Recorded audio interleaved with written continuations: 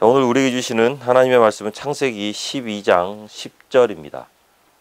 우리 한 목소리로 읽도록 하겠습니다. 시작. 그 땅에 기근이 들었으므로 아브라함이 애굽에 거류하려고 그리로 내려갔으니 이는 그 땅에 기근이 심하였음이라. 아멘. 하나님은 우리를 축복하기를 원하십니다. 새로운 비전을 주시고 새로운 약속의 땅으로 우리를 인도하기를 원하십니다. 하나님께서 우리에게 주신 비전이 내 삶 가운데 이루어지게 될 때 은혜가 느껴지고, 그리고 그 비전이 내 것이 될 때 우리는 무엇과도 비교할 수 없는 큰 흥분을 느끼게 되죠. 가슴이 두근거립니다. 하나님께서 내 삶에 행하시는 것을 알게 되면은 기뻐서 잠이 잘 오지 않아요. 기쁨이 넘쳐서 마냥 즐겁습니다. 이런 걸 보고 진정한 만족이다 라고 이렇게 표현하기도 합니다.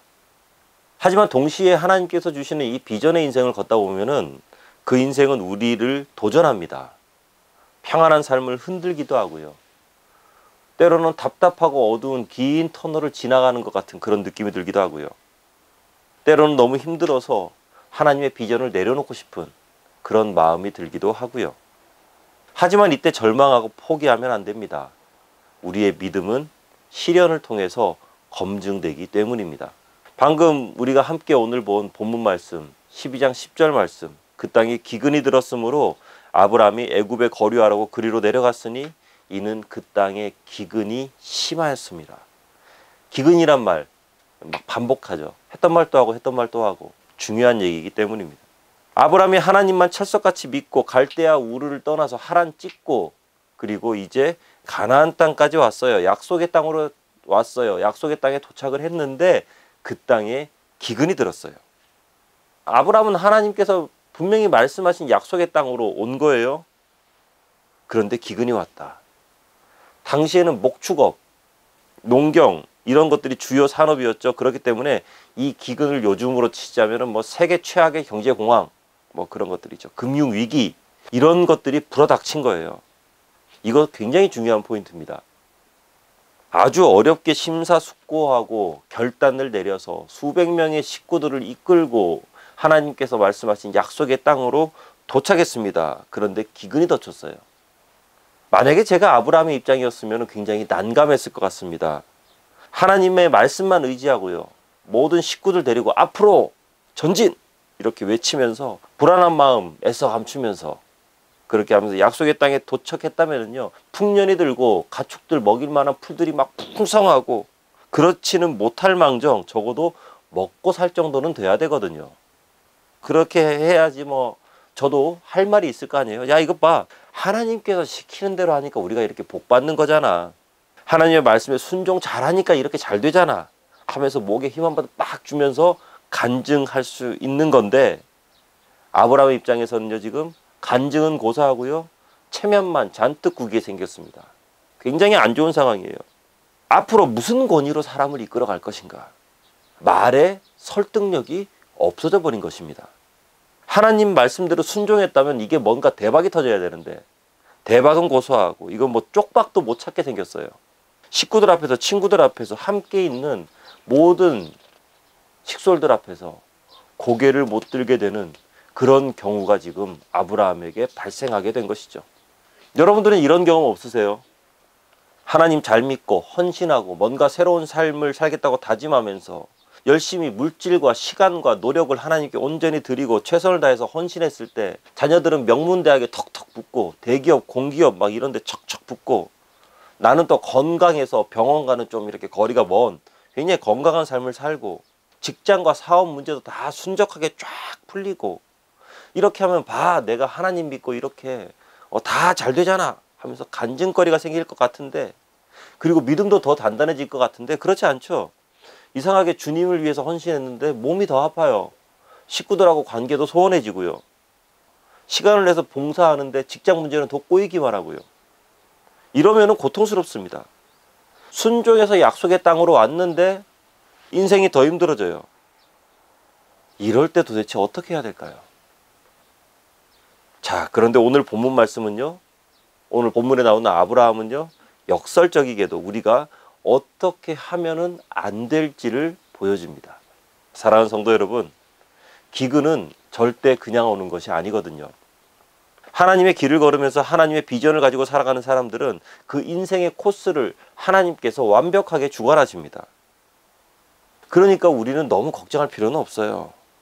천지를 주관하시는 만군의 여호와 우리 하나님께서 이끄시는 고통, 하나님께서 허락하신 고통, 하나님의 허락이 있는 곳에는요 하나님의 뜻이 있습니다. 분명하죠. 이 기근은 아브라함의 믿음을 더욱더 강하게 만들어줄 기근이었어요. 하나님은 반드시 우리 장래에 소망과 은혜를 주십니다. 축복을 내려주십니다. 하지만 그 축복의 크기만큼 우리의 그릇도 커지는 과정이 필요합니다. 하나님의 축복을 많이 받으려면요 그것을 담을 만한 큰 그릇이 우리에게 준비되어야만 해요. 그리고 단순히 그릇만 커져서는 안 되죠. 그릇이 커지는 만큼 어때요? 그릇은 단단해져야 됩니다. 그래서 준비가 필요하죠. 단련하지 않는 믿음은요 결코 커지지 않습니다. 연단받지 않는 믿음은 결코 단단해지지 않습니다. 죽고 싶을 정도로 훈련이 없으면요 근육은 결코 단단해지지 않거든요. 예전에 제가 대학 다닐 때 공연을 굉장히 많이 했었습니다. 그런데 일반적으로 공연은 보통 10월달, 가을에 보통 집중이 되거든요. 그러면은 10월에 있는 공연을 준비하기 위해서 보통 늦어도 7월에는 공연 준비가 본격적으로 시작이 됩니다. 뜨거운 여름에요. 에어컨도 없어요. 옛날에 무슨 에어컨이 막 그런 것들이 있었겠어요? 없어요. 반복되는 연습에 그 뜨거운 여름의 열기에 정말 죽을 정도로 힘들어요. 너무너무 힘들고 괴롭습니다. 몸이 막 뜨거워가지고 열이 나서 막 땀이 비 오듯 하는데 이거를 좀 식혀야 돼요. 땀을. 그러면 어떻게 하느냐? 대학교에 가면은 왜 바닥이 다 돌로 돼 있잖아요. 그죠? 돌로 돼 있는데 그 돌에 이렇게 엎드려 버립니다. 돌에 누워요. 그럼 그 차가운 돌에 의해서 몸에 열이 좀 식죠. 몸에 먼지가 묻고 막 그런 거 별로 신경 안 씁니다. 왜냐하면 지금 당장 죽게 생겼으니까. 너무 더워서요. 너무 힘들어서요. 그렇게 막 이렇게 연습을 하고 돌에 가서 엎드려 있고 몸을 막 돌에 막 빙글빙글 돌리고 온몸에 먼지가 묻고 그런데 그렇게 해서 새로운 힘이 생기죠. 몸이 식으니까. 그러면 자신의 음악이 나올 때쯤 되면은 전혀 아무렇지도 않은 듯이 조금 전에 막 죽을 표정을 하면서 막 돌에 막 몸을 빙글빙글 돌리고 얼굴을 막 돌에다 대고 그렇게 해서 먼지는 여기 시커멓게 묻어 있는데 어떻게 해요? 표정은 굉장히 우아하게 그렇게 하면서 또 춤을 춥니다. 전혀 개의치 않습니다. 그렇게 토가 나올 정도로 연습하고 또 연습하고 또 연습해야지 실력이 눈꼽만큼 늘어요. 조금 늡니다. 죽을 정도로 하늘이 노래져서 무용실 바닥에 그냥 쓰러져 버려서 아무것도 못하겠다고 뻗어버리고 막 그런 날들이 쌓이고 쌓여서 실력이 조금씩 늘어납니다. 그리고 그렇게 늘어난 실력은 내 것입니다. 운 좋게 한두 번 뭔가 좀 대단한 동작들을 할 수는 있겠죠. 그런데 그렇게 내가 운 좋게 한두 번 동작 성공했다 그래서 그것이 공연 때 나오느냐? 거의 그렇지 않습니다. 보통요 무용하는 사람들 이런 얘기합니다. 본 공연은 연습의 70%만 나온다. 나는 무대 체질이야. 나는 뭐 이렇게 본 공연 들어가면 더 잘해. 그거는요 아마추어들에게는 통합니다. 그러면은 우리는 그렇게 얘기합니다. 나는 무대빨이야. 막 그렇게 얘기하면은 우리끼리는 속으로 그런 얘기하죠. 저 사람 무대에서 실수한 거야. 실수해서 잘한 거예요. 살 빼겠다고 운동하는 사람들 있잖아요. 런닝머신을 막 뜁니다. 열심히 뛰죠. 막 그러다가 어느 순간 막 숨이 차올라요. 숨이 가빠요. 헉헉거립니다. 그렇게 하면 막 하면서 몸이 겨우 풀리기 시작하는데 헉헉거리고 땀도 나고 그러면 어떻게 해요? 오늘 주님의 뜻은 여기까지 하면서 런닝머신에서 딱 내려옵니다. 살이 안 빠져요. 터질 듯이 막 심장이 뛰고 온몸에 땀이 비 오듯이 내리고 다 풀려버린 허벅지를 가지고 안간힘을 쓰듯이 한 걸음 한 걸음 런닝머신을 계속 탈 때 어때요? 그때부터 본격적으로 지구력과 근력이 생기기 시작하죠. 그리고 지방이 연소가 됩니다. 주님의 뜻을 찾으면서 런닝머신을 내려와 버리면은요 그동안 뛴 것도 다 허사가 돼 버립니다. 우리의 신앙의 경주가 이런 거죠. 뭔지 모르고 처음 뛰어들 때는 덤빌 때는 의기양양합니다.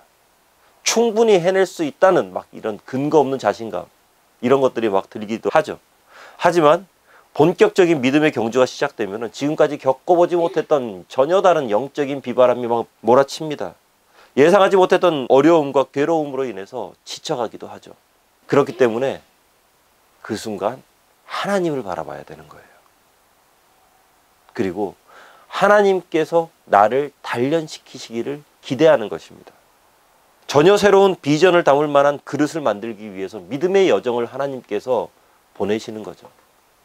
고난의 여정으로 하나님께서 보내시는 거죠. 광야로 하나님께서 내모십니다. 그래서 거기에서 하나님의 비전을 담을 만한 그릇으로 하나님께서 그릇을 키우고 그릇을 단련시키는 거죠. 이 기근은요, 믿음의 조상이 되기 위해서 아브라함에게 불어닥쳤던 시련의 바람이었습니다. 욥기 23장 10절 말씀인데요. 그러나 내가 가는 길을 그가 아시나니 그가 나를 단련하신 후에는 내가 순금같이 되어 나오리라. 순금같이 되어 나온다. 우리가 가는 길을 부모님께서 아시는 것이 아닙니다. 네이버 검색을 통해서, 유튜브 검색을 통해서 내가 앞으로 어떻게 살까? 아니에요. 이것은 하나님만 알고 계십니다. 그가 나를 단련하신 후에는 내가 순금이 될 것이다. 이 금을 얻으려면은 많은 열을 가해야 되죠. 뜨거운 열을 가해야 되는 것이죠. 그리고 그 금이 정금이 순금이 되기 위해서는 더 뜨거운 열이 가해집니다. 하나님께서 우리에게 그토록 뜨거운 열을 가하시는 이유는요, 바로 우리를 가장 가치 있는 금으로 모든 불순물들을 제거한 순금으로 우리를 만들고 싶기 때문입니다. 그런데 조금만 뜨거워져도 싹 돌아서는 분들이 있어요. 조금만 괴로워지면 어떻게 해요? 주님의 뜻이 아닌가 봐. 하나님께서 나를 사랑하시는데 하나님께서 나에게 이런 시련을 주실 리가 없지. 싹 돌아서 버립니다. 그렇게 돌아서면은요, 주로 인간적인 방법을 찾게 마련이잖아요. 그래서 아브라함이 어떻게 해요?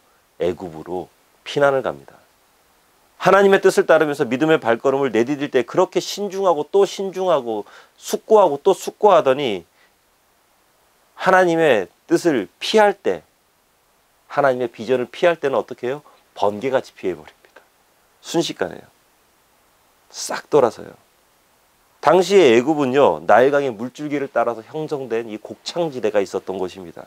아주 살기 좋은 나라였어요. 그러니까 사람들이 조금만 기근이 들면 어때요? 애굽으로 피신하는 것. 거기 가면 100% 먹을 것이 있거든요. 배고프면 애굽으로 가라. 이것은 당시를 살아가는 모든 사람들이 알고 있었던 거고요. 모든 사람들의 트렌드였습니다. 아브라함은 탁월한 비즈니스맨이었어요. 사업가였죠. 세상 물정에 훤했습니다. 당시의 트렌드를 잘 알고 있었고요. 그리고 그것에 발맞춰서 트렌드를 자신의 것으로 만들었습니다. 많은 사람들이 세상을 잘 살아가려면 영악해야만 한다라고 이렇게 이야기합니다. 세상 돌아가는 판세를 잘 읽고 트렌드를 잘 따라가야만 뒤처지지 않는다라고 이렇게 이야기들을 하죠. 아브라함은 세상 돌아가는 것을 빨리 캐치했습니다.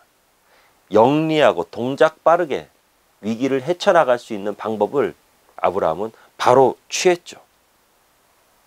자, 여러분들도 그렇게 하십시오. 그렇게 하셔야 됩니다. 뒤처져서는 안 됩니다.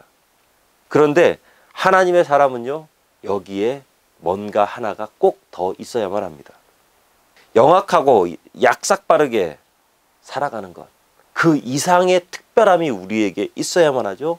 그 특별함은 바로 기도입니다. 기도예요. 적어도 하나님의 음성을 듣고 그 비전을 받아서 가슴에 품고 이역만리 먼 땅으로 이민을 갔던 그 아브라함이었다면요, 세상 트렌드를 따라가기 전에 먼저 기도해야만 했죠. 하나님의 뜻을 물어봐야만 했어요. 우리는 하나님의 사람이잖아요. 그렇기 때문에 머리 쓰기 전에 먼저 기도해야 됩니다. 우리가 하나님의 뜻을 따라 순종하며 살아가는 것이 확실하다면 기근이 와도 그 자리에서 일단 버티는 거예요. 힘들어도 일단 버티는 거예요. 기근의 자리까지 간 것이 하나님의 음성이 맞다면 그 자리를 떠나는 것도 하나님의 음성에 맞추어서 떠나야만 하죠. 믿음의 시련이 오고 마음이 괴로워서 당장 떠나고 싶어진다 할지라도 우리가 하나님의 길을 걷고 있다면 하나님께서 말씀하시기 전까지는 우리는 그 자리에 있어야만 합니다. 그리고 기도해야 되죠. 하나님, 지금 이 시간을 통해서 내게 닥친 시련을 통해서 하나님께서 지금 무엇을 말씀하고 싶으신가요? 과연 무슨 뜻이 있는지 그것을 알기 위해 우리는 우리의 생각을 접어두고 기도해야만 하는 것이죠. 만약 이때 아브라함이 기도했다면 어떻게 됐을까요?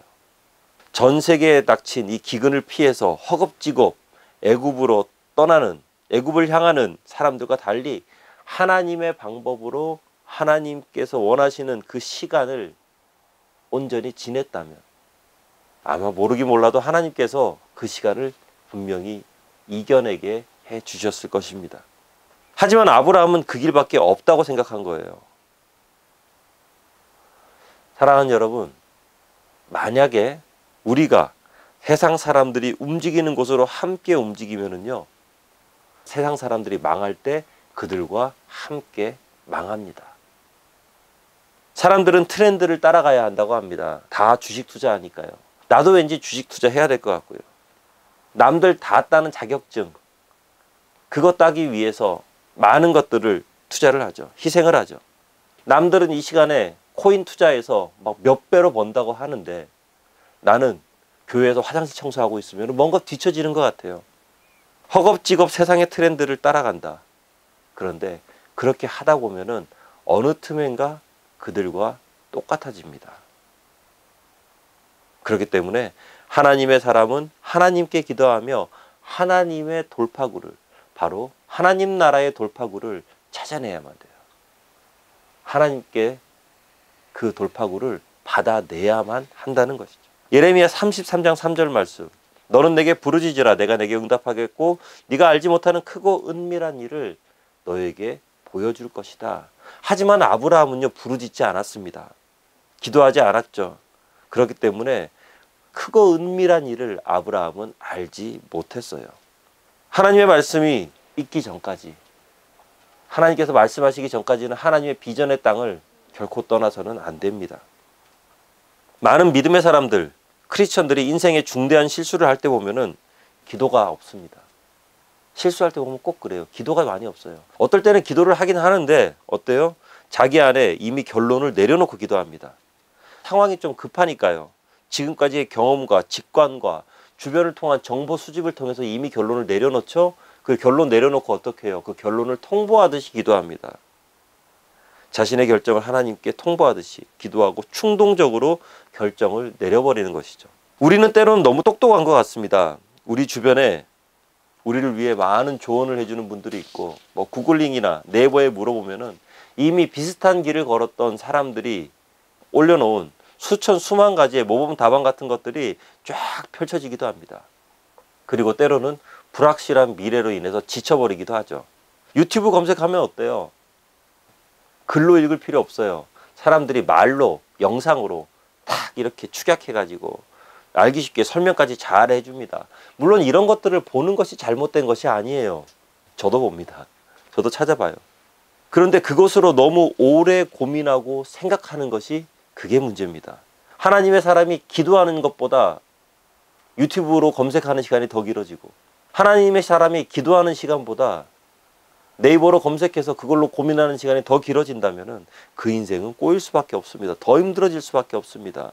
그렇기 때문에 우리 삶의 어려움과 힘든 시간들이 닥쳐올 때 그 시간은 기도해야 되는 시간이지 고민하고 검색하는 시간이 아니라는 거죠.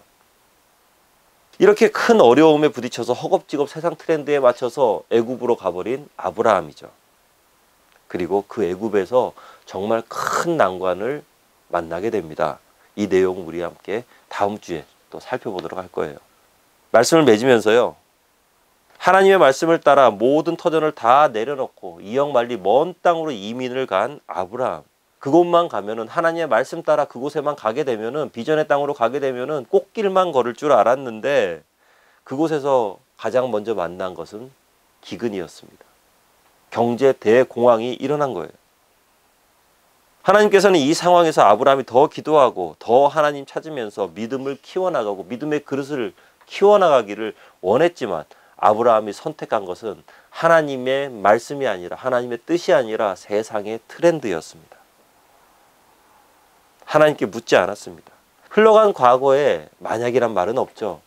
하지만 만약 아브라함이 주변을 보지 않고 하나님의 응답을 기다리면서 시련의 자리에 기다리고 있었다면 어떤 결과가 나왔을까요?